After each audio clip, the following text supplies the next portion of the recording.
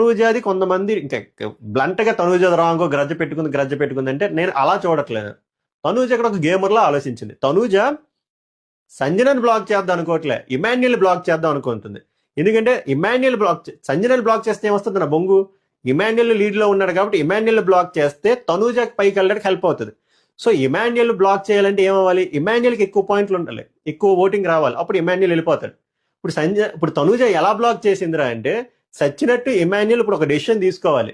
అయితే ఇమాన్యుల్ పేరు చెప్పుకొని Emmanuel out of the task అయిపోవాలి. లేకపోతే ఇమాన్యుల్ మాస్క్ ఇప్పేసి సంజన పేరు చెప్తే అప్పుడు సంజన బయటికి వెళ్ళిపోతుంది, ఇమాన్యుల్ ఉంటాడు. సో ఇమాన్యుల్ ఎక్స్పోజ్ అయిపోతాడు బయటికి జనాలకి అని చెప్పి beautiful beautiful beautiful master stroke వేసింది తనూజ అక్కడ.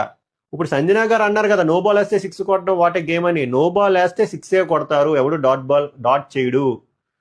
బుర్రా బుద్ధిని ప్లేయర్ ఎవడైనా నో బాల్ వేస్తే 6 కొడతాడు. అక్కడ నో బాల్ వేసిన బౌలర్ది మిస్టేక్.